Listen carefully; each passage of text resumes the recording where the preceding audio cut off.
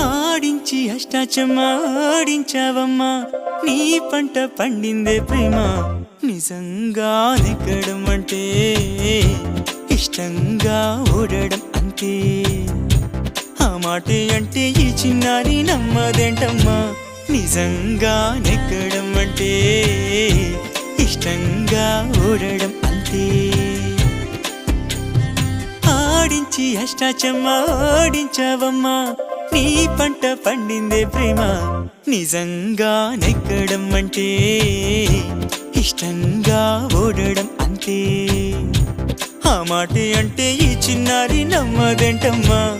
నిజంగా నెగ్గడం అంటే ఇష్టంగా ఓడడం అంతే.